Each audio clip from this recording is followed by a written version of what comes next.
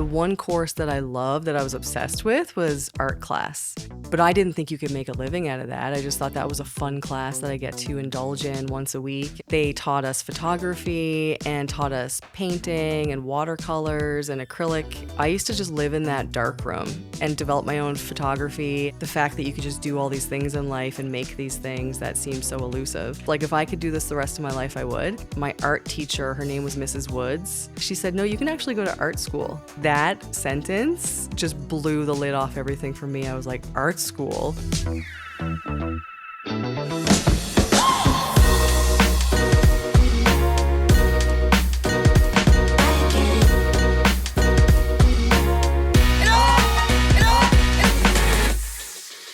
Welcome to the Calgary Sessions. This is episode number 173. I'm your host, Jeff Humphreys. Before I get into it today, if you like this one, please subscribe, like it, leave a comment, just do something nice. Today's guest, this is a recommendation from a previous guest, Trent. So he was quick to be like, hey, do you need any guests? I'm like, who do you got? So please name and who you are. Yeah, thanks. My name is Christine Goudie. I am co-founder and CEO of Granville Biomedical. I'm an entrepreneur. And yeah, among many other things. Which is great, because all the other things we'll get to today. Yeah. And what kind of made you like pause for a second was I told you I don't do any research. So like I said off camera, it'll be cool to hear all the other things, right? Yeah. People see you with this title, this position, this thing. But the cool thing about not doing any research, I have no idea how you got there. And so it's just like it creates a very organic situation. Yeah. So usually it goes pretty good. So we'll see how this goes. I like that. You've seen a couple of these or listened to them? Yeah. Okay, good. So take this thing back.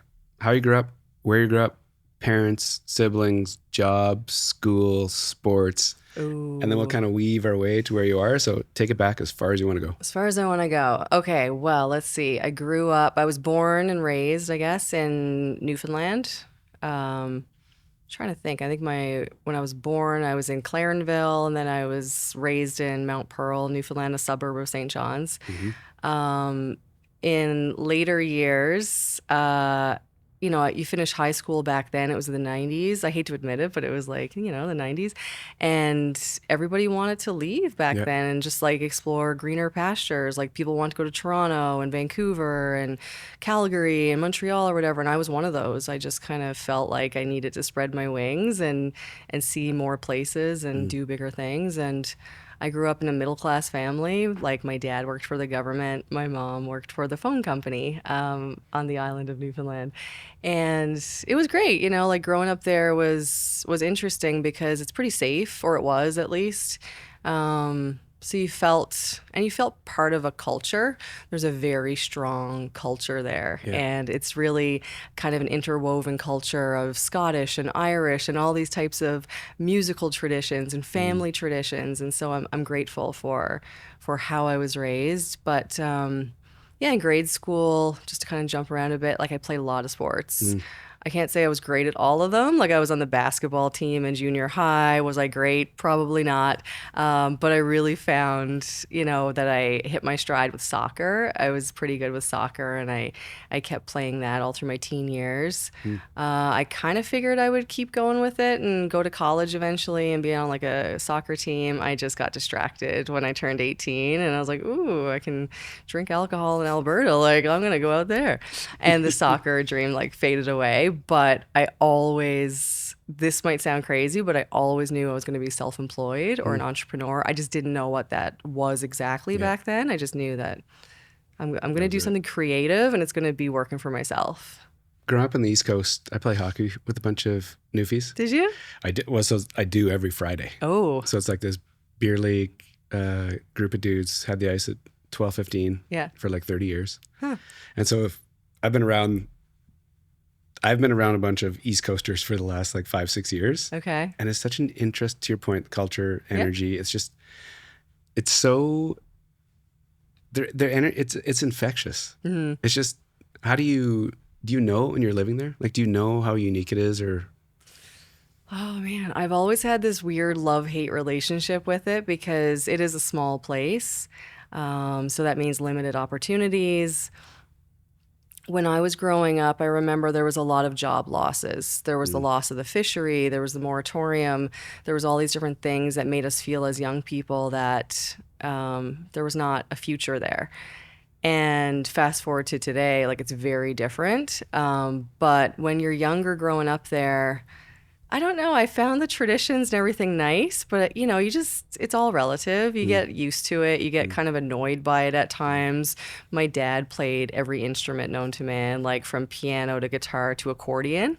And accordion is a very popular instrument in Newfoundland, right? Because it just goes back to the Irish songs and all those types of traditions. And I used to find it annoying, believe it or not, because all that traditional, cultural stuff wears on you after a while. And then you leave the island and then you miss it. Yeah. And you only realize in hindsight, I think, when you look back that actually created a really strong foundation for you. It gave you this kind of sense of place. And that's why when you meet people from Newfoundland, maybe like your friends, people are so loyal to that place. It's wild. People want to go back all the time. There's a lot of people that move home after years of being away, because it's hard to find that same cultural fit other places. Maybe if you go to Ireland or somewhere, but in the rest of Canada, it's just different because every place has its own traditions and they're just different from what we had. So can you appreciate it in the time that you're there? Not really. I think as you get older, you do. Yeah. Even if you stay there, I think eventually you just start to really appreciate and see how special it is there. And have you been? I've been to Charlottetown twice. Okay. I was working. It was like, so I was middle of winter. Yeah. Yeah. That's as far, that's like my only East Coast experience. Okay. And so I was working for Hockey Canada and we were going there to do events. Okay. So I'd fly in and then live at the rink for a week and then fly out. So I haven't really experienced it. Yeah, PEI is different because there's 4 provinces in Atlantic Canada, New Brunswick, Nova Scotia, PEI, and Newfoundland. And of course, Labrador, which is part of Newfoundland, but they're all so different, believe it or not. And Newfoundland is very rugged. So if you see those kind of rolling cliffs that you see in Lord of the Rings, or there's different shows that have featured that type of aesthetic in the landscape, like that's what Newfoundland looks like. It's very rugged, but it's beautiful too. And PEI, I don't know. I mean, I was there when I was really small, but I know they're different. Yeah. Just the aesthetics of the landscape and everything. But it's worth it if you've never been to Newfoundland to go and experience, because you can do all the things that make you feel like you're becoming an honorary Newfoundlander. Like you can get screeched in, and you can hear the accents. And they say there's over 250 dialects on the island of Newfoundland. Yeah, so every town you go to, and when I grew up there, you'd meet someone who lived 20 minutes away from you, but their accent was so different. And sometimes when you were a kid, like you wouldn't date certain people because their accent was so weird. Like it really threw people off. And I mean, that sounds so silly, but we were kids. So yeah, it's an interesting place for all those reasons. Yeah. Growing up, did your mom and dad influence you much, whether through sport or school? Like, was it kind of choose your own adventure, or how'd it work? Oh man, I hate to say it, but there was no glimpse of entrepreneurial anything in my family, not even remotely. Like it was very 9 to 5, and that's what you do, and you find a good job and you get a pension. They didn't play sports. My dad used to skate, and he's big into curling. Curling is big there. Of course. So, just like side note, Brad Goudie, the team. So I went to school with Brad my whole life. Yeah. And I remember in like grade 7, Brad would be, submitting letters to leave class or leave for a week because he had to go on a curling tour or competition or whatever. We were kids and we were just like, what? Who curls? Like, this is so unusual, like for someone our age. And so to see him now take it all the way to get like gold in the Olympics, it's like, oh, Brad, we should have just believed in your dream in grade 7, buddy. Like, this is amazing. Which is so cool. You saw that though, right? At a young age, and then fast forward, and then he is like one of the best. Yeah, he's amazing. So it's been cool to watch that. But in terms of my family, there wasn't much in my family that showed me I could have a creative type of career that was unusual and off the beaten path. So I just had to always double down on how I felt on the inside and how I felt like I have to do this. I have to pursue this unusual path because that feels normal for me, despite the fact that I've never seen it done. My dad had concerns for sure. I remember my mom did too. And I started my first sole proprietorship at 29. And after a year, maybe a year and a half, I did phenomenally well considering I was 29 with no business experience. And I tripled my income in the first year I had my own sole proprietorship. And my mom, for the first time ever, looked at me and went, well, I guess you've been successful with it. Because up until then, they were always just so like worried about me. Yeah. But I understood because I'm sure you'd always want your kids to do well and be secure and have a pension and have a backup plan or whatever. But I just didn't want to do that. So I think I perhaps influenced them a little bit, if I'm so bold as to say that, because I felt like they got to see that you can actually try these things and make it happen and just take a totally different path and it's not going to fail. Like you can actually find success in different ways as opposed to the traditional 9 to 5, typical job path that everyone else took. And then my mom, it's funny because I really got into fitness quite a bit, like in my 20s, really started to ramp it up a bit. And so I'd go back to visit all the time. I was living everywhere. Like back then I left in 99. So after high school, I just like got on a plane with $250 in my pocket. Like that's all I had. Sorry, I was going to ask you, like coming out of high school, did you have a plan? Like, did you have No. Like nothing? No, hard no. And did you have to go see like a guidance counselor at the end of high school? No, I mean, I didn't even know that was an option. And I'm pretty sure if I did, they would have said like, you can be a nurse or a police officer or a doctor or, like the options just felt so limited. Yep. But so what did you think? Like when you were about to graduate, what was going through your head? Were you stressed? Were you excited? Were you like, did you already have a plan in your head that you were getting out of there?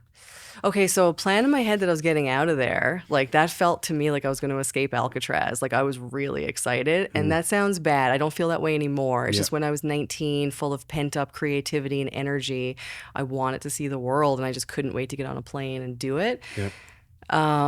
But in high school, to answer your question, I was kind of sad. Like I did really good in high school. My grades were great. So everyone thought I would apply to the local university and I would just, take the steps that are typical and do maybe engineering or something mathematical. And I just could not find an ounce of interest in anything that was offered at the university at the time. So with no plan, just the plan that I was going to get on an airplane and go to Alberta because that's where a lot of my friends went at the time. Yep. I was like, I'm going to go. I have $250, which my parents thought was insane. They were like, you have $250. I was like, yeah, but I mean, like I got my first month's rent paid because I'm going to live with 2 people. Like I've got $250. I mean, that's tons of money, isn't it, for groceries? And yeah, I went to Calgary and I didn't really look back, to be honest. Before I knew it, I had to kind of formulate a plan because then real life kicks in and you're like, oh shit, like there's rent to pay, there's bills to pay, this drinking habit is getting expensive, going to Cowboys every weekend or whatever. Like it was pricey. And so I applied to go to SAIT. Yep. And I did multimedia. You did? Yeah. No way. Yeah. So the creativity piece, was there any like signs of it in like high school, junior high? Were you like painting? Were you like clipping? Were you making collages? Were you like fashion? Like where'd the creativity piece pop in? Yeah, well, that's a good question because, like I was talking about high school and all those courses I did, but the one course that I loved that I was obsessed with was art class. But I didn't think you could make a living out of that. I just thought that was a fun class that I get to indulge in once a week. And they taught us photography and taught us painting and watercolors and acrylic paint.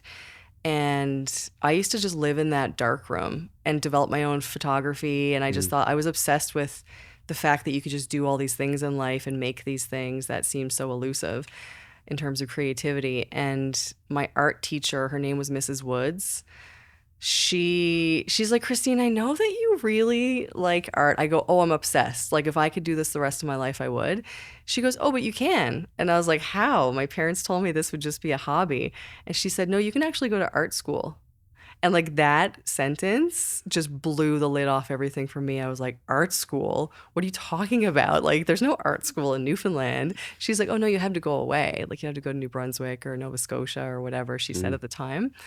And I said, oh my God, Mrs. Woods, like, you need to tell me the names of these places. Like, I will figure out how to apply. Like, I need to do this now.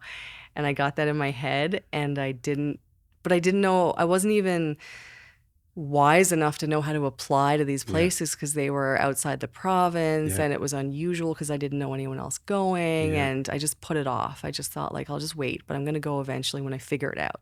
And I don't want to guess, but like the internet really wasn't like, there's probably none, right? So it's not like you're Googling, or if you were, there wasn't videos to show you things. Like, it was pretty, you couldn't do a lot of research back then. 1998, the internet was just getting fired I got my up. email Like, in we're 97. talking, So people might have had a Hotmail account, or it might have been like MySpace or some crap like that out there, but there was no social media, not even close, as you know. There was no, like, people had email, but did we even know how to really utilize it properly? No. And it was like the early beginnings of websites. So they were chunky and clunky, and the dial-up internet took forever to load them. And so, yeah, it wasn't really an option. It was foreign, right? There was no brochures that I could get to see what like NASCAD in Halifax would teach me or how I would apply. So I just waited, and I thought, I'm just going to wait. And then I talked to some family members, and someone said to me at one point, oh, you can't go to art school because you won't get a degree. You're just going to get like a diploma, as if that was like not good enough. And so I took that as gospel, and I went, oh shit, like they're right. I need a degree. Like, I do know that. And I didn't go. I just dropped it all together. I decided to go to SAIT. And then from there, I went to Concordia University in Montreal. And little did I know that what she said to me was false. NASCAD has always been a degree granting university. It's a university, despite it being called Nova Scotia College of Art and Design. And so it wasn't until, so I finished SAIT. Where'd you take it, SAIT? Multimedia. What was it? What was the program called? It was multimedia. Like a 2-year? That was Like, is it a a 1-year 2-year thing? diploma. What year was this? That was 2001. Because I went to this, you were in Calgary for this, so I went to that Applied Multimedia Training Center. Okay. It's called AMTC. There's this private little school on McLeod Trail. Oh, yeah? 12 months, $12,000. $12,000? And every month you learned a different piece of the Adobe suite. Okay, cool. So it was like Photoshop, Premiere, there's like a 3D program, there was like Illustrator. So it was a multimedia. And at the end of it, you had to put together this portfolio, and then it was a 12-month thing. So I vaguely remember the SAIT program as being an option for me, because I was similar to you, being a lost creative with no options. Yeah. And then when it shows up, you're like, oh, this is... But see, I thought it was going to be more graphic design. Like in my high school yearbook, it says ambition. Like, you write what you think you're going to be. And I didn't know what to call it. So I called it commercial designer. What that meant at the time was, I thought, like, TV commercials are so cool. Radio ads are so creative. Oh, I want to make all that literally stuff. commercial. Yeah. And I did like the graphic design. Like, I want to design some of the digital stuff too, however that's going to be done, right? Like, I didn't know. And then I found that multimedia program, and I went, oh, I can now be a commercial designer. Like, so I get in this program. They're teaching us how to hard code websites. Gross. I was like, I'm sorry. I don't remember signing up for a math course. Like, it was so mathematical. It's horrible. I hated every minute of it. C++ I hated or it. whatever it was. No, I can't listen. Oh, I'm triggered. So, and I had this like really shitty teacher there. And he failed me in one of my final courses. He just didn't like me, and I don't know why. Anyways, long story. I was a kid, and who knows why. And so I never got my diploma from there. They wouldn't give it to me because he failed me at the last minute and claimed that I didn't submit my final project. Anyways, that's like, buried trauma. But 2 years. Wow. All that money, the student loans, all of it. All of it. And I just kind of went, screw all this, and got on a plane, and I moved to Montreal because I did my internship from SAIT through Montreal. And I was like, oh my God, this exists? Well, why am I in Calgary? Like, this is dumb. So I get on a plane and go to, because you're that age, you think everywhere holds the answer to, wow, excitement and happiness. So I get on a plane to go to Montreal, and then I ended up going to Concordia University in Montreal. So that was an interesting year. What were you taking there? It was a degree program called Design Art. Okay. So I still thought I was getting closer because Yeah. they accepted my SATE credits and I Yeah. just transferred it anyways. I thought I was getting closer, but that's where I learned how to design products. They put me in a wood workshop class Right. and I was woodworking and I was like using a table saw, jigsaw, an industrial sander, like all these tools that to me were so exciting because the sky's the limit if you're Yeah. using this kind of equipment and you're a woman. There weren't many girls in my class, right? And I found the same obsession in the woodworking class and the metalsmithing classes that I did in the art classes from high school. And I went, oh, I'm in the right place. Like, this is what I want to do.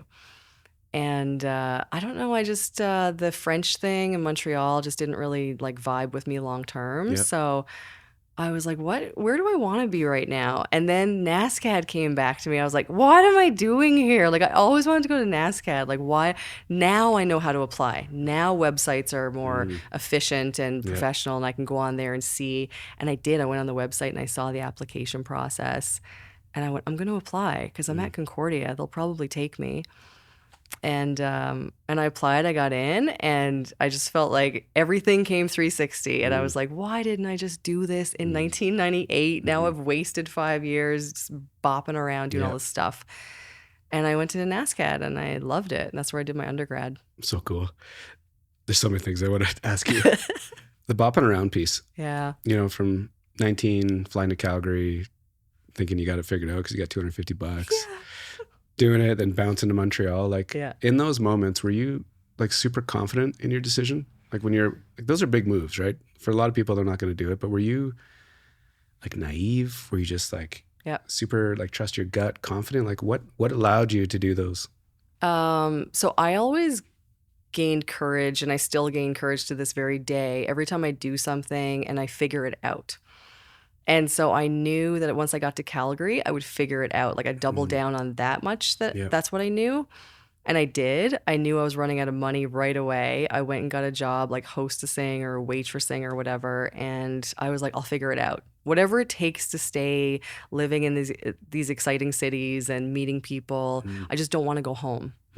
So that was my burning, like fuel to keep going and figuring it out. And so when I got fired from jobs or when I quit jobs abruptly because I was partying too, whatever it could have been back then, I just found another job and I just kept going. And so when I moved to Montreal, that to me was scary, but there's no way I wasn't going to do it. Yeah. So if I just walk you through a quick snapshot of where I've lived. We got lots of time. You could maybe be long, quick, whatever you want. I'll tell you right now, and then you can like jump to certain ones if you want to. I told you. So I left Newfoundland in 98. I moved to Calgary. Then in 2003, I moved to Montreal. 2004, I moved back to Newfoundland for a year. And then I moved to Halifax to pursue my undergrad. And then I left Halifax, moved back to Newfoundland, but the west coast of Newfoundland, where Trent's from. And I was there for maybe 2 years at that point. That was 2007. And then I moved to Ottawa, sight unseen, to do my master's. Had never been to Ottawa. Didn't know a soul. Like, I think I had, an uncle and a cousin and a few people, but no friends or anything. So I go to Ottawa. The coldest winters I've ever experienced. So that was 2 years. Then I moved back to Montreal because I was like, this seems like a good idea. Terrible idea. Then I moved back to Ottawa. Okay. So now we're up to like 2014. Then I go, you know what's going to be fun? Going to Korea. So then I get on a plane and move to Korea for 6 months teaching because I couldn't figure out where to work with my master's degree. Then I leave Korea, go back to Newfoundland for a job in a hospital as a product designer. And then I hated that. That was terrible. And then I left there and I moved to Vancouver because I was like, what city would I love to live in now? Vancouver was next on my list. And I left and I drove across country from Newfoundland all the way to Vancouver by myself. Don't even ask. And, or sure, you actually could ask. And then I left Vancouver and went to Calgary, 2017. Because I missed all my friends. And then I went back to Newfoundland for a bunch of years. Then Nova Scotia, Trent and I met in the mix of all that. And now him and I just move around together. We're like part of the year in Halifax, part of the year in St. John's, part of the year in Calgary. And we just live this like, what would you call it? Kind of like a nomadic lifestyle. But with it just purpose. Kind of works for us. Yeah. Yeah. I could never do that, by the way. It sounds horrible. We don't mind it. I mean, like all of it. Now it sounds like great, but all like leading up to all that. What do you think? What do you think's the personality trait that allowed you to do that? Not just like specifics, but like the overarching thing, like to actually show up, have the courage, the work ethic to know that you got to figure it out. Like all these underlying traits. What do you think allowed you to do that? Honestly, I feel like unresolved trauma. If I was just being completely honest, a lot of shit in my childhood and younger years that I just wouldn't face. I wouldn't face the fact that I was dysfunctional. I was drinking too much. I wanted excitement. I think I was addicted to adrenaline. I loved the feeling of doing something scary and figuring it out. Stuff that no one else would do. Like I wanted to be the person who took those big risks because I wanted to show people like, look guys, like the worst didn't happen. I'm still alive and things are good. You should all do this too. No one else did it. As much as I tried to convince my friends, every time I moved to a new city, I would be like, girls, like, this is amazing. Like, come out to Montreal. Like, what are you doing in Newfoundland? And nobody would ever like bite and move. But I get it now. But back then I was like, what? I mean, come on, man. Like, this is fun. But I think it was a lot of stuff. It's not that I was running from anything. I think I was chasing something. And there's kind of a difference, right? Yeah. There was a lot of like, we all take a lot of hits and collateral damage as young people, whether it's perceived or actual, like it just depends on the person. But both types of trauma affect us deeply, right? And when you're young, you don't know how to figure it out. So you end up chasing things that don't necessarily exist, right? Happiness doesn't live in the next location. That adrenaline eventually wears off. And so I think it was a lot of that. And I think it was just a quest for adventure, just feeling like, I'm not sure why, even as a young person, I felt like our time is so limited. Why on earth would I stay in one place and just see one province and just live there with the same people and the same Groundhog Day mentality? Like, and I'm not making fun of that. Like whoever wants to do that because they want to stabilize, that makes perfect sense to me at this age. But back then I thought, like, we only have so many years, especially in our youth. So I'll be damned if I don't do something because it's a lack of money or there's a fear. No, absolutely zero chance. And I survived everything I've survived through childhood and beyond. So what's there to be afraid of? I mean, what are you're going to go broke? Like, just get another job, or like that was my fearless naivety that, you know, I still have it. I don't, and now listen, I've gone to a lot of therapy since. I've faced all my demons, and I'm still like, you know, you go through a lot of phases in your adulthood where you start facing a lot of shit. And I have, and I still do, but I still have that fearless feeling of I want the next move to be the next chapter in my book that I eventually write. And I want that to be an exciting chapter, like a page turner. And if my book of my life is not a page turner for those that read it, then I failed. You like is the perfect segue, because I was wondering, as you're talking about this, there's like all these little pieces that make sense to why you're able to do what you're doing right now. Like leading your own thing, starting your own thing, like doing it differently. Yeah. It's because you did it differently for a long time. That's it's all like I know. Decades. Yeah. It's so interesting. What was that school called? The NI... NASCAD? Yeah. So when you get there, what's happens? Are you like in a happy spot? Is it? Oh, I couldn't be happier. Like I can't explain it. Just certain things, you know, you arrive in or you do in life and you go, this is where I'm supposed to be. And I felt like that from day one. I talked to the admissions counselor when I was first applying, and I told her the stupid story about SATE and how this professor or instructor, I wouldn't even call, he's not a professor, failed me at the last minute, and how discouraged I was because I didn't finally get my diploma, but I punched in the 2 years and did everything. She said to me, I go, okay, I know I'm going to go here because this is what she says. She goes, SATE, you're never going to need those credits when you get a degree from us, so don't worry about it. She's like, you never have to look back. And I went, oh yeah, like I like you, I like this. And so I felt part of something. Like I felt welcomed and I felt seen. And I think that's what we always want to feel in life, right? Is like you're part of something and you belong, a sense of belonging. And that comes up a lot these days. But I finally felt like I belonged somewhere. And I don't think I ever felt that, ever. And so I went there and I started taking courses, and I became a little bit obsessed then with product design because I had all that experience from Concordia, and I started applying that to some of the things I was doing at NASCAD. And then I met a professor there who was a product design specialist and designed products for an aging population and seniors. And I wanted to design products for disabilities, persons with disabilities. That was my obsession because I felt like that area was very underserved. Yeah. And he kind of took me under his wing and was an excellent role model and such an influence in my career because, yeah, he just made me feel like my ideas weren't crazy, that he totally understood, and he wants to see me succeed in designing products for persons with disabilities. So he really enabled me to explore that, and that led to me becoming a wheelchair seating designer for a number of years. I did that, and I worked in a hospital, and I, custom make wheelchair seating systems for persons with paraplegia, and that was my first love. Where does that passion come from? Like the disability piece, like why was that top of mind for you?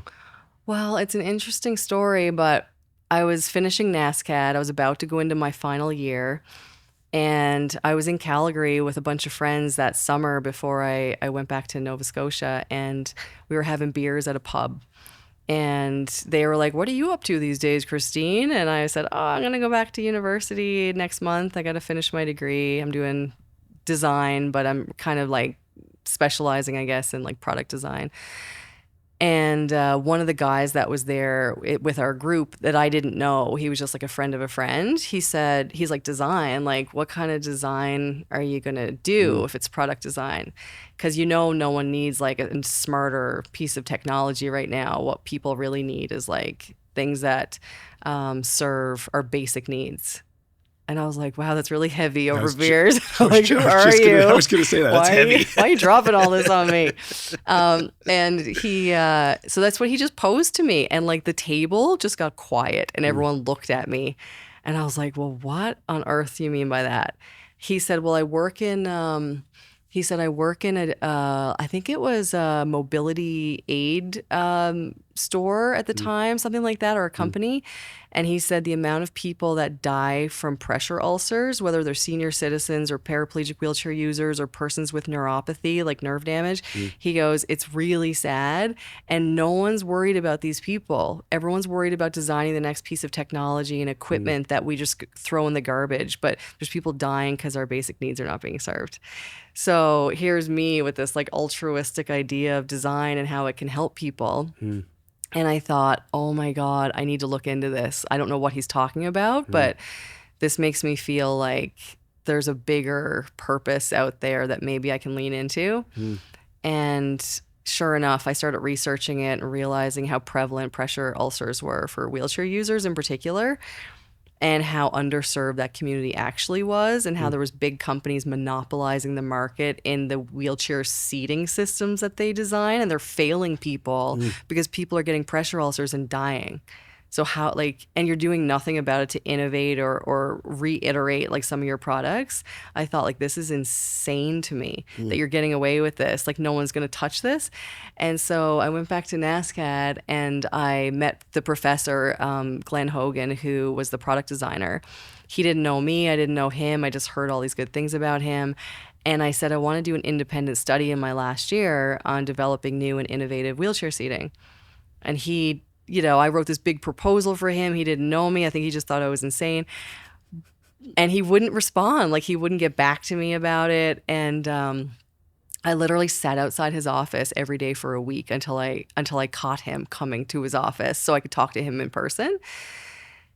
And he finally talked to me. And I think at first he just didn't know what to think of it. Like, who's this student and what's this project? And then when he met me and he understood why I wanted to work on this and how interesting I thought it would be, he was all about it. He's like, you know what? Yeah, let's do this. There's something here. Like, I think you're onto something.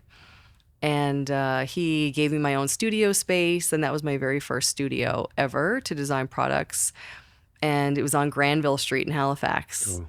So then I called my first sole proprietorship Granville Creative when I was 29. And I called this company Granville Biomedical, because there's always been a thread of Granville, and that's where I started. And I started designing like novel, I guess, and interesting wheelchair seating concepts and prototypes. And people thought it was a bit insane because they said like there's so much liability. That's why people don't get into that, because you're not a doctor and you're not a practitioner. So what if you design something for someone and then it makes them worse? And I was like, nothing can be worse than where we're at right now. So I'd rather be liable for a new design than stand by and do nothing. Yep. And so that's what I got into. It was the most unusual thing in the world, but I loved it so much. I still love it. And I still think there's so much need for design for underserved communities. And when I was in Vancouver, I could never let it go, this idea of like wanting to work in wheelchair seating. And it was such a niche market. So I started a different company at the time, which I couldn't really get off the ground. I was too green, but it's called Biomap. And I got away from making actual physical wheelchair seats and seating systems to developing a novel pressure mapping system that would help the wheelchair user take more control into their of their seated health into their own hands. And that would help them visualize how they're sitting, how to avoid pressure ulcers on their own, so they're not relying on a cushion that someone made and someone doesn't really care about necessarily, because the cushions quite often were not designed in a custom way. These are just like off the shelf, and these companies are getting a lot of money for these, but the user's not benefiting from any sort of, advancements in them. And so I started that, and I worked on that like 3 years. That was your first company you started? Yeah, well, I had my sole proprietorship, Granville Creative, in 2009, and then I started Biomap in 2016. Okay. And then 2019, I started Granville Biomedical. And the opportunity came up. I met my co-founder, and she's a nurse practitioner, and we went to Bangladesh together on a medical outreach mission. I know it's like a lot of crazy stories. And I meet my co-founder. She's also from Newfoundland, and she's working in women's health, and I'm working in basically product design and simulation kind of thing. And we're both there to help this conference. There's a women's health conference over there, and we're there to talk about different topics, like from she was giving talks on safer labor and delivery practices. I brought a 3D printer. I was teaching people how to make like simulation models, and her and I just got really in depth for a lot of months following that trip about like how many disparities were in women's health. And that, of course, is a very much underserved community, sadly. And because I didn't get Biomap off the ground in the time frame I wanted to, her and I just jumped on this one, and we're like, let's just do this as a project and start making products and simulation models to help practitioners rehearse different procedures and also to educate patients about their own bodies. I just never thought an underserved population that I was designing for I would be part of. You are the case. And so that's kind of interesting, but yeah, it's been 6.5 years of her and I making these models, and we sell them in 28 countries now. So I kind of thought this would be done and dusted in 5 years. I'd pack it up, sell it, or, we'd move on to different things. And it's like we've created a monster. It just keeps growing, and a monster in the best possible way, because this thing has just like spread out around the world, where we get orders from, like, we're talking like Luxembourg, Denmark, South Korea, Australia, New Zealand, like everywhere you can imagine we've had orders come in from. And that speaks to the massive problem that is women's health and women's health education and lack thereof. So we just, it's very rewarding to create things that I know are benefiting people. Because I think creativity can be used for good, of course, and that's all I want to do is like create things that help people, and I think that's the common thread. Yeah. I will still do something with Biomap, because now I'm doing my PhD, and I'm going to find a way to translate that into something that I can, whether it's just a significant piece of research or a new business altogether, I will do something with that. Like, I'm not abandoning wheelchair seating, because I still love that. But the last thing I'll say on that is design for disabilities in particular is interesting. Not that I even had a relative or friend with that condition at the time, but I felt like it was such a complex area of healthcare that deserved more attention. And I felt like it was so complex. If we're just looking at this from a design perspective, I mean, to me, it's the biggest design conundrum that you can imagine, and we're going to try to chip away at figuring this out, which is a challenge. I love a challenge. So I felt like it was the biggest challenge of my career to figure out how to contribute to helping people, especially people who are, you know, vulnerable or have physical needs that require, you know, basic equipment. Yeah. Like we need to be doing more. Wild. Where to start? When you graduate that art school, Yeah. did you have a better feeling coming out of there? Like you actually knew what you wanted to do? And then we'll kind of chunk it together to when you opened up that first business in 2009. Like, did you have a good idea coming out of school? Were you like bright-eyed, ready to charge, had the idea, everything was crystallized? Oh yeah. Like I finished NASCAD in 2007 and I could not be happier to finish that program because I felt so proud about it. Right. But also, I just felt so excited because the whole world is ahead of me and I can do anything because I had that fearless sensation of I have nothing stopping me at all. Yeah, you're like armed now. You got the energy, you got the creativity, and you got this thing. That I've already lived in 4 provinces at this point. I'm 27 years old. And so, yeah, I finished and I thought, oh, I'll be a product designer. Not knowing how complicated it is to be a product designer in Canada. There's not like, especially back then, like we're not talking tons of jobs coming through Indeed or whatever, like, you know, platform we looked for jobs back then. There was very few. Yeah. So I thought, okay, but I could be like a graphic designer, I guess, until I figure out how to be a product designer, which I also feel I am. So I took a job out of university that brought me back to Newfoundland, working at a resort on Newfoundland, like in Newfoundland, I guess I should say. And I went there and I was a graphic designer doing commercial advertising, right? Everything from, like I realized that dream and I realized that wasn't the dream. I realized I loved it. And being creative is cool when we're making ads and we're coming up with the copy and the kind of witty slogans and all the graphics. But I mean, how empty was that for me? Just me. Like, I'm not saying other people love it and I understand that because I love graphic design too, but I could not satisfy the urge to design products that help people because I went, oh, all this advertising I'm designing, like this is making people richer and I'm just getting a base salary, right? Whereas if I'm developing products even for the same amount of money, at least it's helping people. This just feels like it's just making someone wealthy. And I wrestled with that in my head a lot. And eventually I got to a point, sad to say, but I felt like they needed me more than I needed them. And I had to just try doing something different. So that's how I branched out and just started my own sole proprietorship. And then I was dabbling in product design, but also doing graphic design and still a commercial designer. I'm going to coin that term. But and then I just started dabbling. But that's when I made enough money to save up and do my master's. So then I thought, like, I got to crack this nut. Like, this is not going to happen on my own, I don't think. I need more education. Why'd you think that? Just based on peers or what you thought you might need or learn?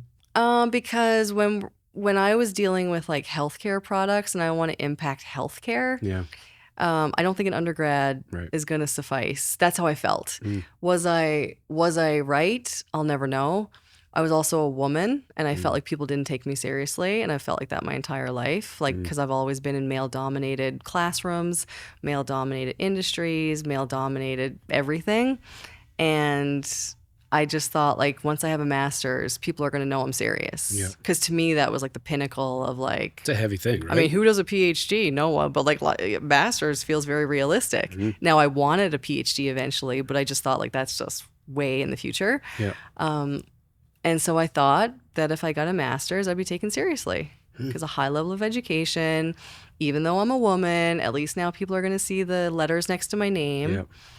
And sadly, I think that's sometimes how you feel as a woman. Like, you need to work twice as hard and prove that you've worked twice as hard, that you belong at that table. And sometimes it's letters after your name or experience or a combination of both. But, like, it's not given when you're a woman because you got to really fight your way to prove yourself.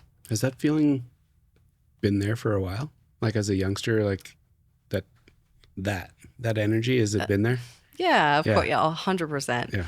Because you're a kid and you feel like if you're the funny one, you'll get more attention. If you're the smart one, your family will be more functional. Or, there's always these things inside of us. I'm reading a book right now called "You Can Do Hard Things." I can't remember the author, but it touches on all these things about childhood and how people become comedians. Like I was showing Trent on the plane. We went to Denver last week, and I said, "Look, I go, Here you are." there's this paragraph all about how when you're a child and you feel like if you're funny, you'll create levity in your household, and your household will be more functional and calm." And so a lot of kids, based on their desire to people please and their urge to have a calm, loving household, do things to make it easier for the family to be functional. And I was a smart kid. I went to enrichment when I was a kid. Like I was doing these things that even I felt were kind of dorky, but I felt like I was in a disguise because I didn't feel dorky. I just felt like I was doing these dorky things that my parents would be proud of, and that was giving them something to talk about. And as long as I'm achieving and doing bigger things, we don't have to ever focus on any dysfunction.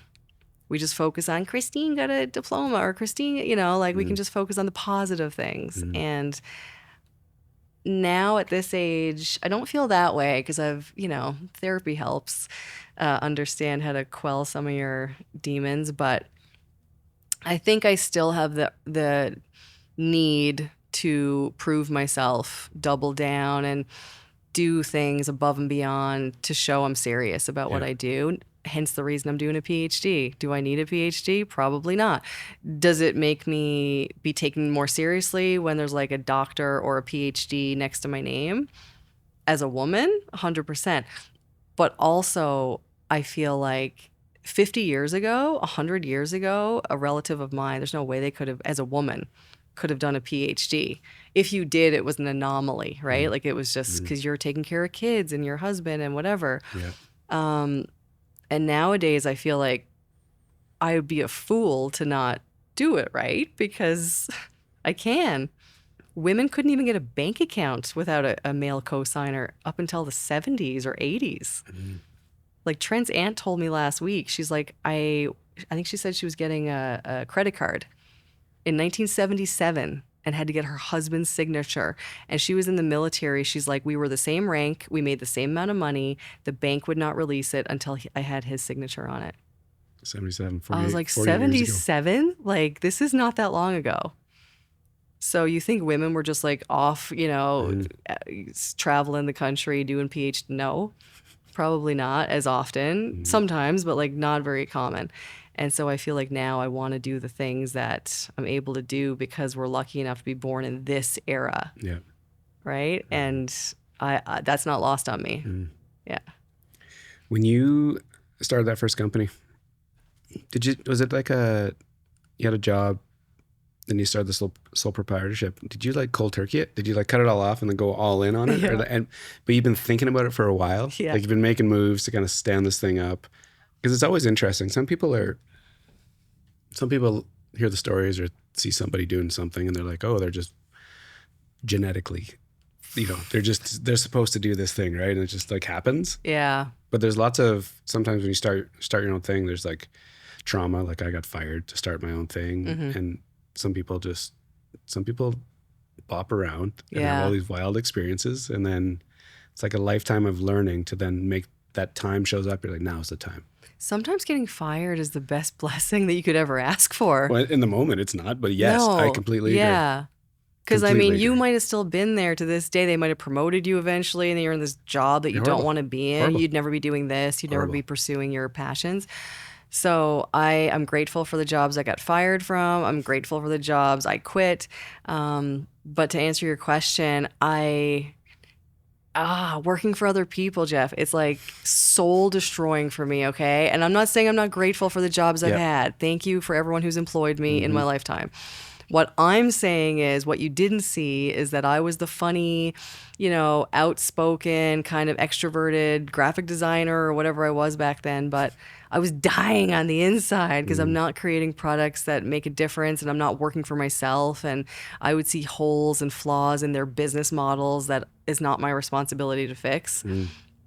So I just thought, like, this is insane. I have to work for myself. There's no other option. So I didn't really have it wasn't a long-standing plan. I just one day woke up and I went, I can't do this anymore. Like, I'm dying. I feel my cells starting to die inside my soul. So I knew the tipping point was very close. Like, I knew just one conversation and this shit's going over the deep edge. Like, I'm just going to go all in on my own thing, like, for sure. So I was always looking for that conversation, always like, I'm trying to like manifest this. And so I saw an old colleague of mine that worked at that resort that I worked at previously at the time. And I went, how are things? I know you're working at this, art gallery now. And if you ever need someone, like, I can take clients on the side. I'm working at this other place right now, but I can do side hustle work, whatever. Don't worry about it. And she goes, oh, actually, like, we actually need someone full-time contract. And, like, we just want to hire someone freelance. And I was like, oh, like full-time? She's like, yeah. And I was like, for when? She's like 2 weeks from now. I was like, really? I'm going to email you tomorrow morning because I think I have an idea. I went to my job at the time. I put in my notice the next morning. I called her up. I go, so guess what? I'm available in 2 weeks. She goes, I'm hoping that's still available for me. Were you serious? Yeah. And she goes, oh yeah, like it's still there. So, and now I didn't know if at the last minute they would just hire someone internally or like, I mean, I don't know. But like I said, I was at this tipping point where all it took was one potential promise to be like, okay, well, I mean, here we go. We're out. And I started my own business like 2 weeks later, and I went, even if this doesn't work out, I will double down. I'll figure it out. I'll get clients, even if I work part-time. Because I knew what I was charging my clients was twice as much as I was making in my old job. So I technically only had to work part-time to make my full-time salary. So that was my math in my head. I went, man, this seems pretty good. And I did it. And I didn't work part-time. I worked full-time, more than full-time, almost from the first day my feet hit the ground with my sole proprietorship until my feet got on a plane to go do my master's 2 years later. Like, I worked overtime. I worked weekends. I worked a lot, made a lot of money. Yeah, it was great. So it worked out. So that was another piece of evidence that when I double down and do what I want to do and take the less traveled path, like, it works out. Yeah. And that, like, I'm always searching for evidence. And that was another piece of evidence. I went, see, it works out. And so I just have to lean into that and keep taking chances. Yep. When you see that evidence, like, how quick do you see it? Like, now, at this point in your life and in this story, it's crystal clear to me of all the things you've done that make you able to do what you're doing. Like, it's like super clear. Yeah. When you're in the moments, is it that clear? Like, when were you able to look back right then and be like, oh, this makes sense? Or is it like you hit this magical age and I'm just going to guess 40? No, it's always, it's like, oh, all this makes sense. It's always hindsight. Yeah. So when I left to do my master's a couple of years later, people also thought I was insane to leave my sole proprietorship with that revenue. And I just thought, yeah, but when can I do my master's? Like, this is a once in a lifetime thing, potentially. And then I looked back when I got to Ottawa, and I looked back in the past 2 years, and I was like, holy shit, like, I did really well. Not knowing business, not knowing what I was doing. My business development skills were on point somehow because it was all organic and just conversations with people. And hey, if you ever need anything, call me. And I developed a lot of business and clients that way. But it was in hindsight where I went, wow, I did really well with that. That encourages me to take another chance. Yeah. And at the time, it just felt like the work just never stopped. And I was afraid that if I slowed down or if the work slowed down, that this could be the end. So I would just keep hustling more and harder every day. And it was this cycle of like never ending work. And I loved it, but there was a fear that it was going to go away. And Sometimes I say entrepreneurship is kind of like a pie eating contest, except the prize at the end is another pie. Like it just never ends. It just keeps going. And you're like, I'm really full. And they're like, doesn't matter, just keep eating. So that's how I felt. So the fear of chasing something that might get taken away from me doesn't allow me to look at how successful I am in the moment, or how this is going well, or how, wow, this was a great idea, because there's a fear that it could go away. Do you think that fear comes from having like no safety net? Yes. Like yes. When you don't have that, that backup plan, or that, family member, whatever the thing is that you can fall back on, when you don't have that, you operate in fear quite a bit, because the repercussions are heavy. Well, when I came out to Calgary in 1998, my parents said to me, like, you have $250. Just know that we can't help you. Like, if this doesn't work out, like, you're going to have to get a plane home, like a plane ride home or whatever, walk, because we can't pay your rent. Yeah. So that was the one stipulation. You can get on this plane, they said, but like, we cannot pay your rent. So whatever you have to do to figure it out, you're going to have to do that. So that was in the back of my mind. Now, would they have helped me for a month or two? Probably. But I think they were trying to prove a point that, like, you can't just take these crazy risks and think that we're going to bail you out. Yeah. And I just don't think my parents had a ton of money either. I don't think they were in a position to be forking over thousands of dollars because Christine's out west doing God knows what, at Cowboys nightclub. Like, they just weren't in a position to do it. So I took them seriously. I went, don't worry, I'll never ask you for a penny. Now, did I hold true to that promise? No. But I mean, at the time, I was like, no. So pride steps in. And I was like, I'll show you. I'll prove to you that I can do this and it's going to be fine. And so everything has been a little bit like that. It's, my mom and dad said when I quit my job to start my sole proprietorship, same thing. Now, listen, Christine, like, if this doesn't work out, I mean, we can't help you out. Like, we're not in a position right now. We're not retired yet. And we're trying to da-da-da-da. And I went, don't worry. I won't ask you for a penny. Yeah. And so the times I actually said that to them, don't worry, I won't ask you for anything, I didn't. It was the times in between that I asked them for money. Like, I'm stuck in Italy and I was like, all my money's gone because I forgot it's euros and not Canadian. And my dad had to send me cash. But, like, those are pretty rare.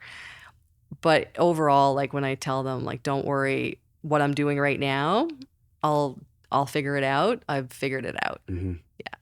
As soon as you said fear, I was like, that's interesting, because I think about, I don't know if I operate and maybe I do have fear. There's something there. There's something that keeps this, like, there's something over your shoulder that's coming, whether a client leaves or, like, where's the next one? It's just this constant push, which some days it's exhausting. Of course. I feel it every day. Yeah. Yeah. Every single day. Trent and I talk about that a lot too.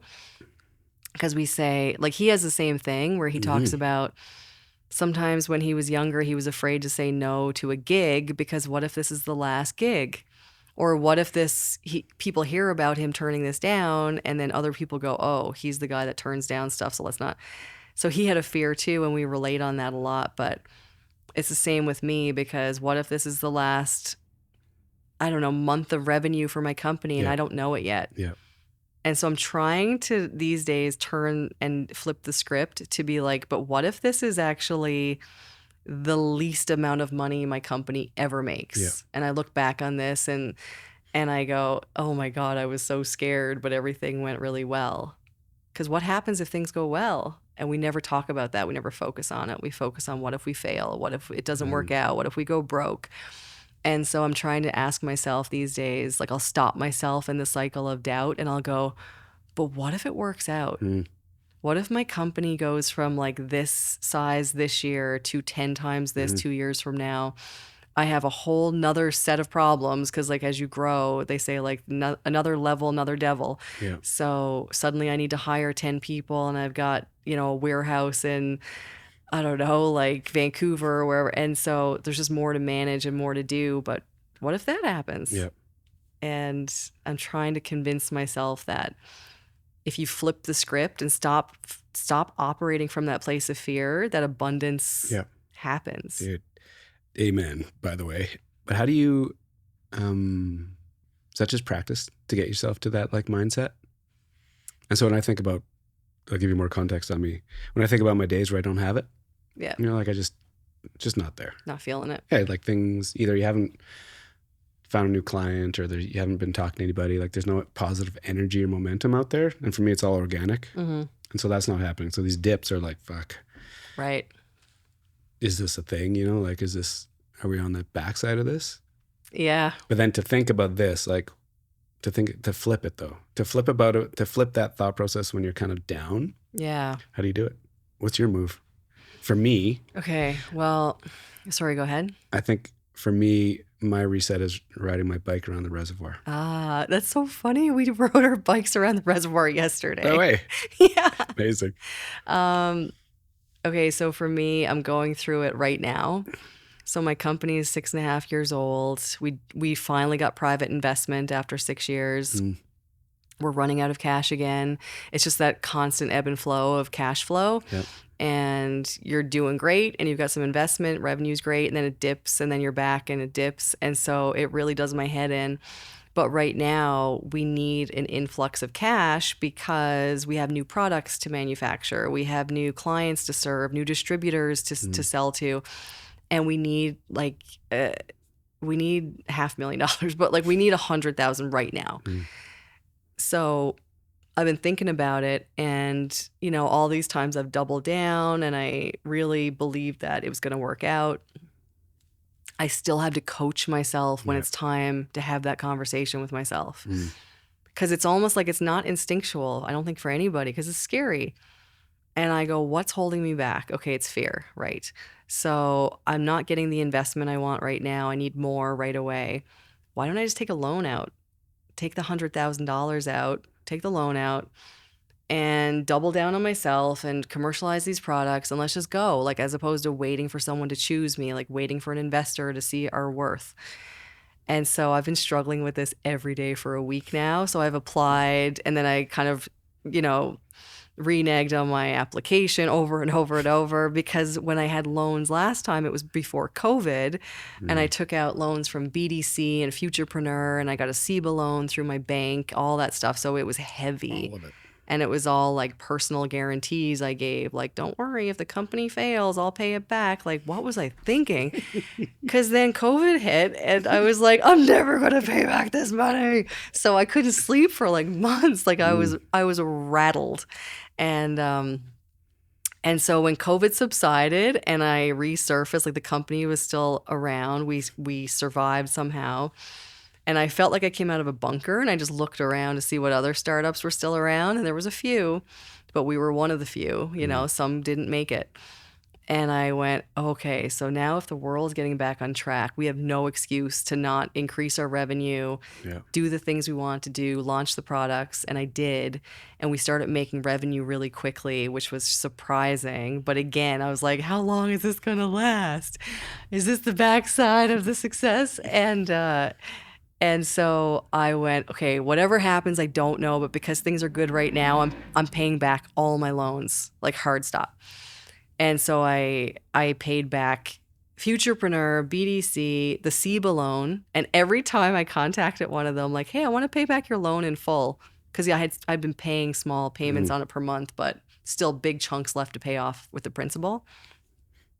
Every single contact I had at each of those sounded very surprised and alarmed that I want to pay it back right away. I was like, but what? They're like, no, it's okay. You have 5 years. You can pay it off over time. And I went, oh, no. I take my money, because I need to sleep again. And like, this has been stressing me for 2 years during COVID. I need you to take the loan money back. I don't want it anymore. It's dirty. Make it go away. No, because it was tied to my personal guarantee, and I didn't want to do that. And I paid back all of them in wire transfers, and the CEBA loan was really good because they forgave $20,000 if you paid it back on time.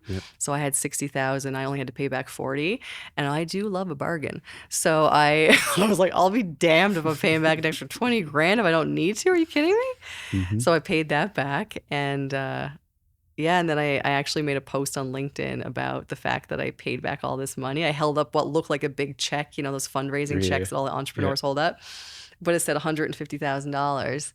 I mentioned how it's not a fundraising post. It's actually the opposite. This is all the debt that I paid back to people like banks and credit, different credit agencies or whatever, Futurepreneur and BDC. And as grateful as I was to get it, I just needed to celebrate the fact I paid off all this debt. Like no entrepreneur, no one ever talks about the debt that they owe or what they pay back. It's all in secrecy. This is like some sort of underground myth that no one even talks about. And I wanted to expose it. And that post really, I mean, in terms of LinkedIn, really went viral, where people were sharing the crap out of that. I found investors because of that post. They were like, we saw that you're fiscally responsible. I was like, I love that. Yes, I am. Thank you. That's exactly it. So now, long story short, I need to take out another loan. And I'm so scared because the stress that the last loans had put on my mental health, because then it was COVID. So, I mean, is COVID going to come back in the next 6 months? I really hope not. But is there going to be a world war? Like I'm looking at all these things, like, and then there's a world war and I owe 100,000. Like it's, I don't know which is worse. So yeah, I'm just nervous. And now I have to make a decision and talk myself into the fact that things work out. You will figure it out. You're fiscally responsible. Hey, like I proved that. And it's not the end of the world, you know? And like to your point earlier about not having a safety net, like my parents have never been able to provide that safety net. But Trent, God love him, he said to me, like, Christine, if something happens, like, I got you. And Jesus. I was like, really? Are you sure? But I think that was the first time in my life that anyone's ever said that. And what does that do? Oh, it makes me want to cry. Yeah. It gave me goosebumps right away. Yeah. Is it like, I have no idea. Does it, when you're in this spot right now, when you're like trying to figure stuff out, back in the day, it was like all on you. Yeah. Now with that like one line, just like give you a little bit of hope, just like, just move a little bit freer. Yeah. But it's you, and you're not going to just like take, just like, oh, help. It doesn't sound like you have that card, right? No, no. I mean, the joke I've always said to Trent, like, my plan is to become very wealthy so I can give it all away and like scholarships and as an investor, and also so that you can live as a kept man. You guys, you both got it figured out. I was like, I just need to make you a kept man. He's like, no, you don't. I was like, but I'd love to. He's like, you don't need to. So yeah, it's funny in that way, but to have someone say that to me, the problem is when you've been so independent for so long, do you believe when someone says, I've got you? What does that mean? You're saying it, but when shit hits the fan, are you really going to pay back $100,000 from my company that you don't have any obligation to pay back? But I do believe them, and I think it's taken a long time to get here with someone. And, we've been together 5 years, but it's taken me 5 years to go, okay, fine, I believe you now. But still, I will pay this back myself. Like, don't worry about it. I still wouldn't put that on him. But I just like the idea of someone saying it, because I think that gives you a little tiny push from behind that if you're struggling, sometimes that's all it takes. Like when we're teeter-tottering, it only takes a little breath of wind to like push you over the deep edge in a good way and take that next risk.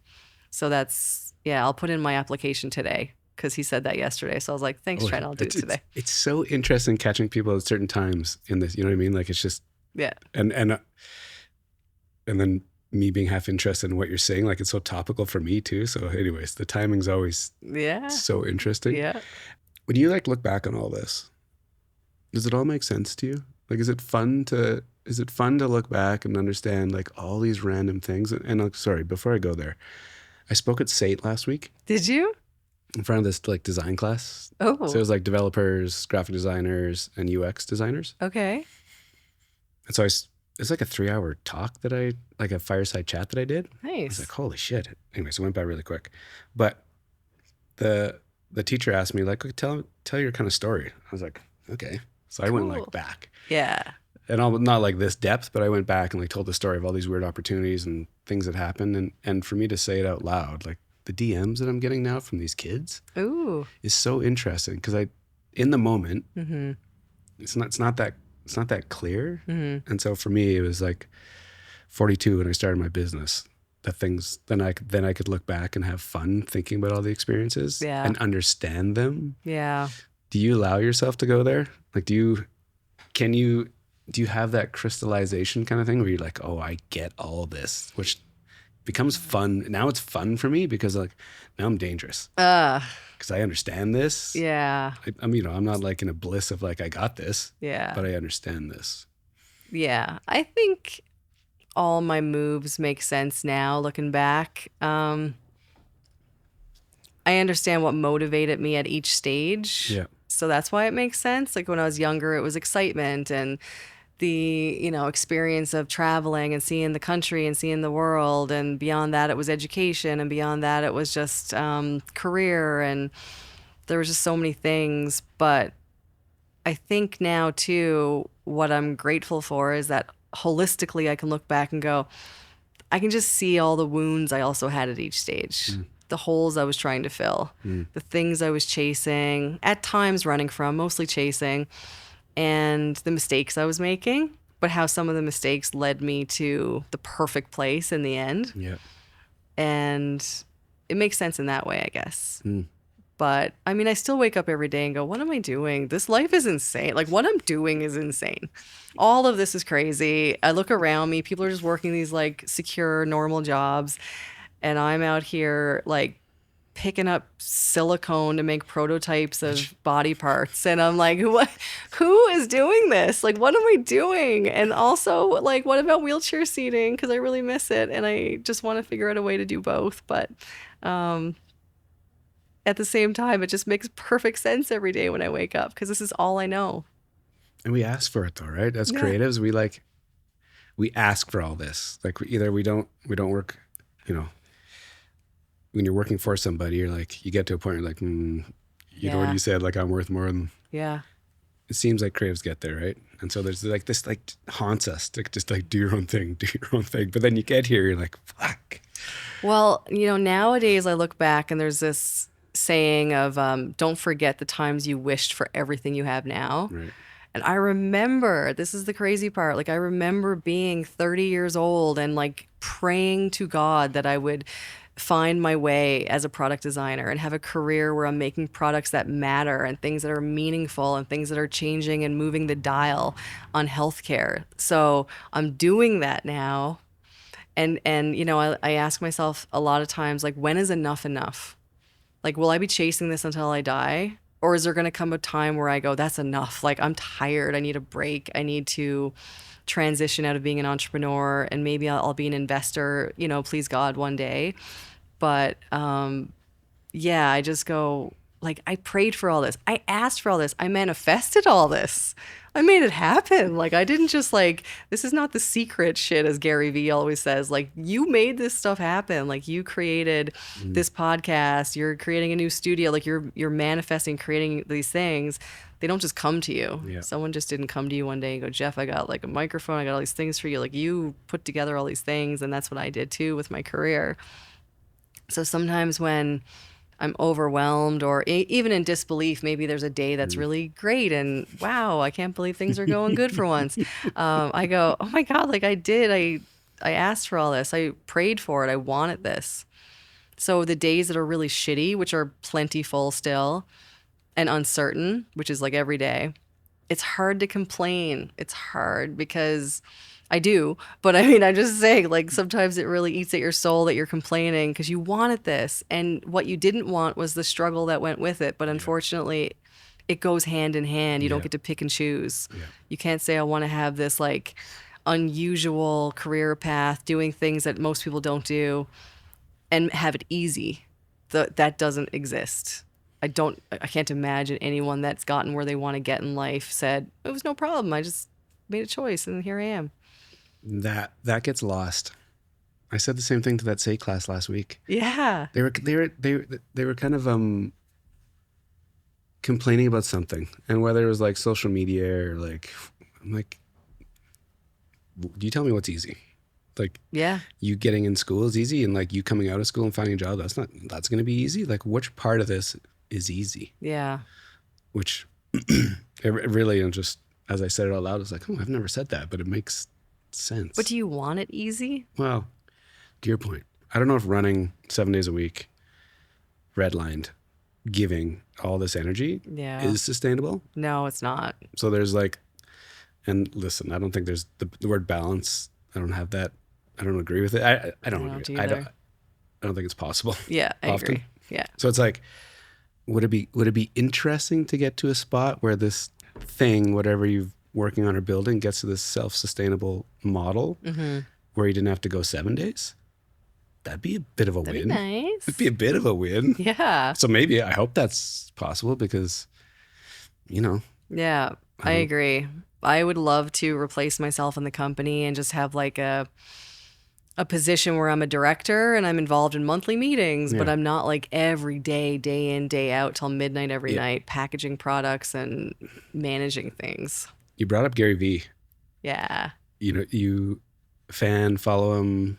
All the above, yeah. This might confuse you. He's the reason I'm sitting here today. Really? So in 2007, I read Crush It. Okay. I was working at Hockey Canada. Yeah. And he was talking about social media in 2007. Yeah. And so in 2010, I wrote this job proposal for Hockey Canada, and the job position was a social media manager in 2010. Gave it to my boss, laughed me out of the room.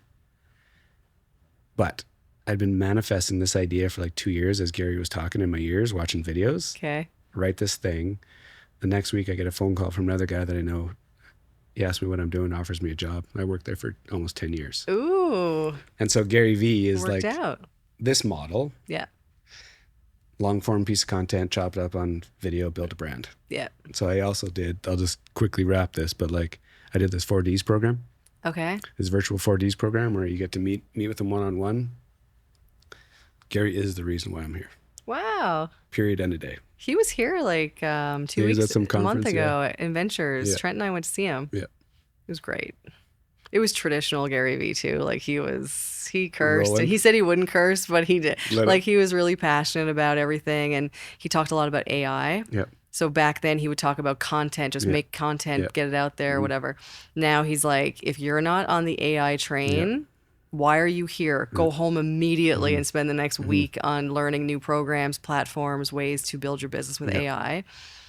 And I like him because he's all about like, stop complaining. There's too much complaining. There's too much faking. There's too much, there's too many pretenders too. And I like that he says that because in entrepreneurship, no one talks about that. Yep. No one talks about it. We all just kind of appease the pretenders and we know who they are.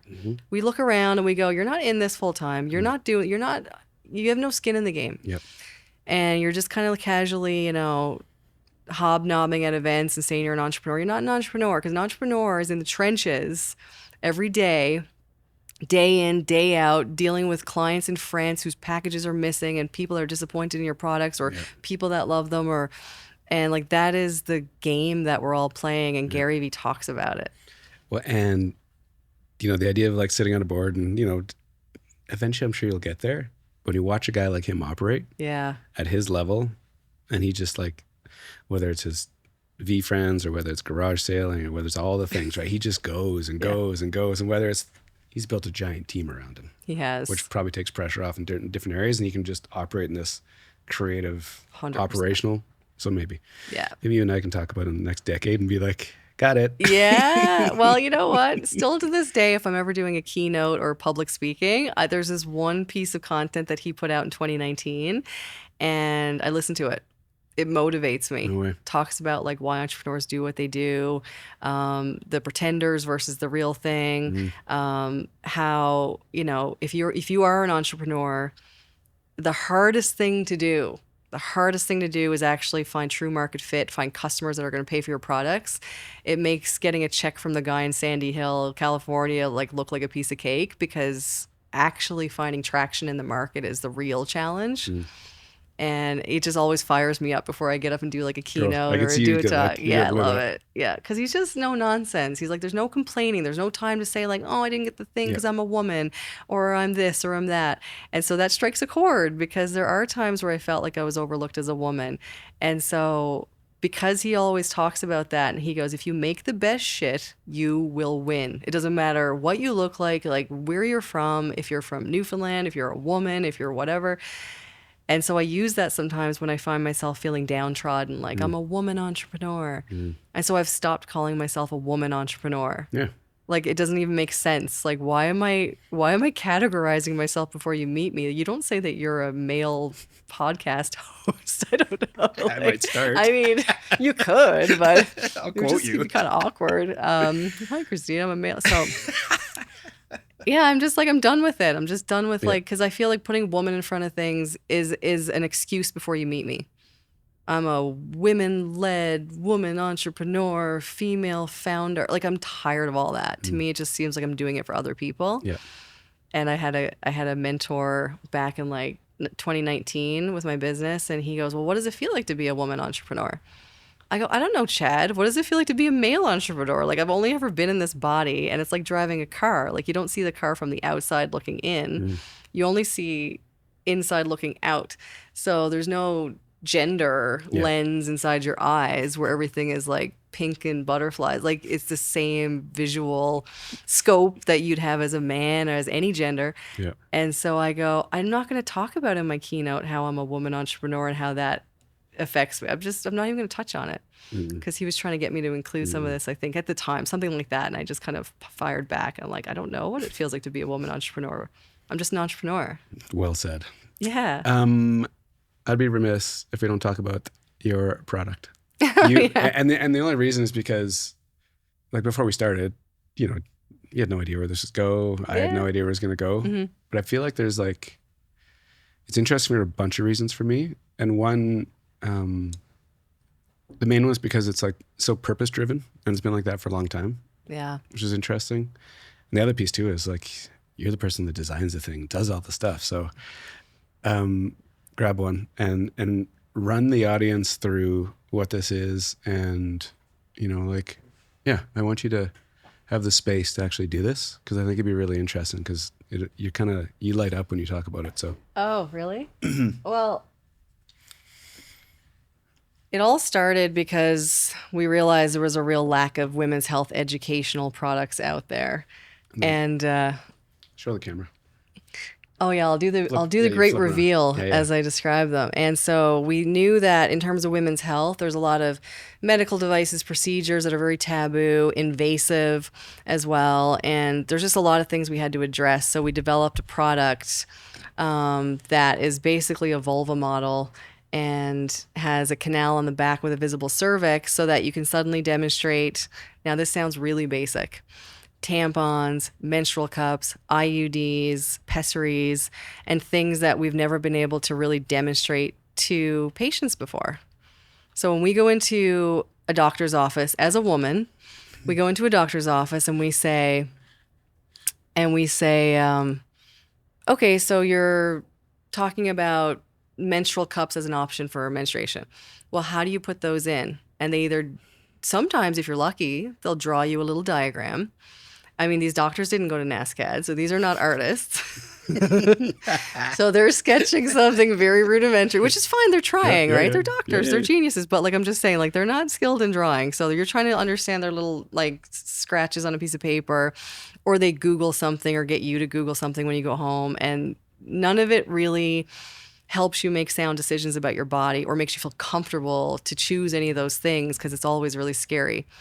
The problem with men and women is that we're very different in a million different ways, but also the fact that everything about our reproductive organs are internal for the most part. And so we don't see what they look like. We don't know where things go. We don't know if they get lost in our bodies and so many other things. So we created a suite of lifelike models that allow practitioners to educate patients on these devices and procedures. There's also a lot of practitioners who will demonstrate on the patient these different types of procedures or techniques in pelvic floor therapy, for example. And patients can be intimidated by that. Like, that's scary. Like, you're teaching me how to massage scar tissue or whatever, but you're going to do it on me first. Like, there's just so many things in women's health that are so intimidating, invasive, uncomfortable, awkward, and no one talks about it. Everyone's just happy, just like, that's just women's health, and you guys see specialists for that. We don't know anything about that. It's the most underfunded specialty in medicine. out there. You get cardiology and different types of other practitioners in training that get $1 million simulators. Women's health get nothing. Yeah. They have no budget. They train on things like car washing sponges and cow tongue segments to simulate body tissues and densities. And it's silly. Like that's where we're at in this day and age. So we created this line of products. This one actually has a removable pelvis component. And so we make them all modular. Like this one can also go on another product that we have here. So we kept going down this rabbit hole of, okay, so great. We have a model that you can demonstrate procedures and products on, but there's so many other things in women's health that deserve attention. This one's not going on. But this one in particular was interesting because a lot of practitioners told us that there's not much in the way of training future practitioners in the identification of cervical pathologies, right? And your cervix is the opening of your uterus, essentially. And things like cervical cancer, there's a barrage of other conditions too that can be found on the cervix. And I couldn't really comprehend why there was no training tools. This is such an important area of healthcare to get right, and for practitioners to feel competent and confident in diagnosing and identifying. And so we created a model that basically shows a wheel of different cervical pathologies, conditions, and stages of cervical cancer, for example. And you can see through the vulva model with a speculum. That's the tool that goes in and opens it for visualization purposes. And then as a practitioner in training, you can learn what different stages of cervical cancer look like. You can catch them earlier, hopefully. We can eradicate some of these, conditions of the cervix that should not still be so prevalent. But it starts with education. And so Crystal and I always say that. We're like, all of this, all these changes that we're talking about that we want to see, it really just starts with education. And that goes back to, that conversation I have with the guy over a beer talking about wheelchair seating, where he's like, we're not addressing humans' basic needs in healthcare. We're just skipping over it to the sexy stuff. Like we're making sensors for this, or we're making these new smartphones for that, or apps or whatever. And that's great. But what about women's health education? What about just getting back to like, how do we educate young women on their bodies, on making sound decisions about devices or procedures, or and as a matter of fact, not to get too heavy, but even there's rape crisis centers that buy our products so that victims can actually identify and help create police reports about what happened to them in a more succinct way and descriptive way. And they're able to use our models for things like that. So there's such a big market out there, from gynecology, pelvic floor practitioners, nurse practitioners, oncologists as well when we're dealing with cervical cancers. And there's so many other areas of healthcare that benefit from what we're doing, even though on its face it just looks like we're making body parts and selling them on the internet. That's what my mom says. Thanks, Mom. I go, what do you tell your friends like that I do for a living? Imagine. Yeah, like I go, like when you're at the rec center and you're going to do your workouts and stuff, because Mom works out all the time now. She's like, oh, I just tell them that you make body parts and sell them on the internet. I go, you can't say that. Like, that sounds really bad. She's like, what? That's what you do. I don't know. Like, what do you want me to say? And so, so on its face, that's what we do. But now you see like the underlying layers of complexity and, I guess, disparities that have been unaddressed that we're trying to just kind of fill that void and establish in terms of just new products, new educational tools, new ways for doctors to communicate with patients, and new ways for educators to educate and train the future practitioners that will take care of us as women. So that's what we're trying to do. Thank you. I'm glad. Like it's again, not knowing anything about what you're up to. Yeah. This is like this is all super interesting. And with the other piece that I've been thinking about for the last like 20 minutes is like, do you think about like saying things out loud, like giving energy into the universe, saying things out loud and like manifesting? Like as you and I have talked, you've said a few things out loud. Yeah. Like it'd be really interesting to, I am going to text you in like a couple of months and be like, did anything? Because it's so interesting to just hear you talking about these things of direction and what it is. And Yeah, well, I'm applying for that loan today. I'm actually doing it today. So we'll see where that goes. I'm going to put a post on LinkedIn tomorrow that we're looking for new investors to come in and add to that investment that I'm putting in the company. And I go back to start to my PhD in September, and I'm hoping to finish that, and I'm hoping to manifest something with Biomap to come out of that too. So I have confidence I can figure something out. But yeah, so this is where we're at now. This is an important area of women's health. I want to see this through as far as I can, whether we sell the company in a couple of years or we replace me and I move on to the next venture. Yeah, that's what I want to, that's what I'm putting out there. Good. Yeah, but I know I have to double down on myself again with loans and stuff. And it's like, it kind of kills me because it's like, Jeff, can you just give me the money? Are you like a wealthy billionaire that can just like help us out? if I had a briefcase beside me right now, I'd just slide over the table. But yeah, so but I know it doesn't work that way. I know what it takes is that I find like when you're serious about like expanding your podcast and you take the steps to get that next space and have these rooms and expand things, and I get the money and I put it down, I go, I'm putting more skin in the game. Like I'm going to double down again. I feel like the universe hears that. They see that. And it attracts more, like it attracts abundance and things to it because you're taking positive steps to make things happen.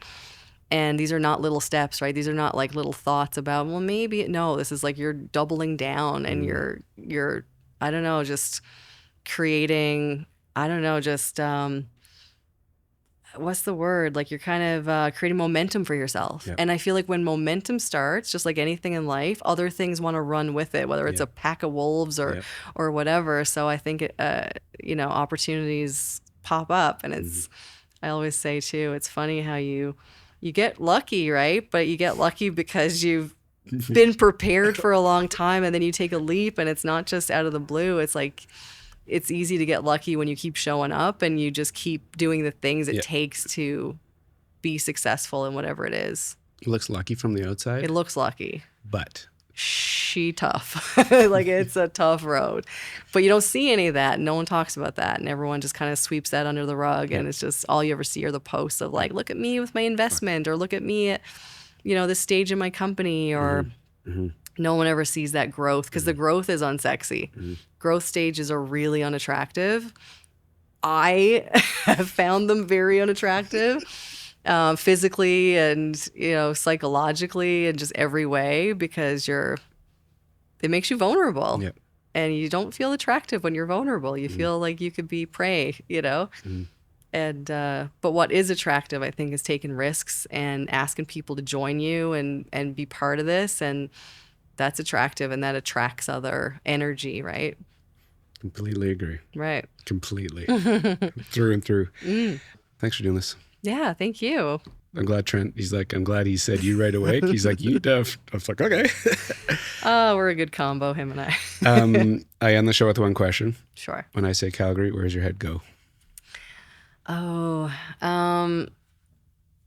Calgary to me is kind of twofold. Like I look at Calgary as synonymous with opportunities. And that has changed and evolved over time, because when I first got here in 99, it was all about oil and gas, and everyone went to work on the rigs. There was a lot of money flowing through this city.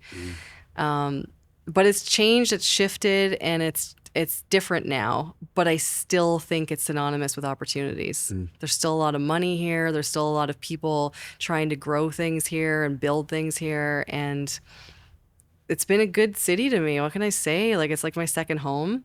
And even though Trent and I, spend part of the year elsewhere on the East Coast, I mean, when we're here in Calgary, it feels like our second home for both of us. And it's still good to us. We still find really cool opportunities here. And the mountains, the other part of Calgary, I think, when I hear the word, is just, you're by the mountains. If you're not out there at least once a year, if you're from here, what are you doing? Like, this is somewhere people pay a lot of money to go see, and I never get tired of it. I go out to the mountains and I feel really small, and I feel like all the things I'm stressing about with the business and money and entrepreneurship just melt away, because I realize, like, in this grand scheme of things, like, I'm a speck of dust, and the mountains are gigantic, and I just feel like there's a natural kind of presence that you have out there where you feel more connected to, like, bigger things and bigger purposes, you know?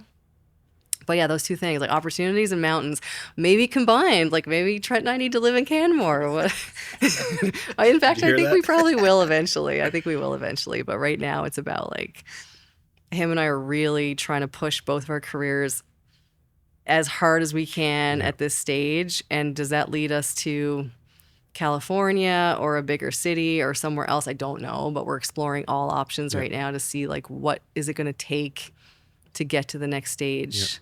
And if we're taking those giant risks together, they're still scary, but we're sharing the fear. And there's something to be said about that. Agreed. Yeah. Thanks for doing this. Thank you. Yeah, really cool to hear your story. Thanks. What's fun for me too is to actually, like, have this moment in time to then just, like, watch you for the next 10, 5, 15, 20 years. It'd be really cool to watch where this goes. So I'm pumped to now be connected and be able to watch this. So yeah, thank you. So open. Yeah, thanks so much.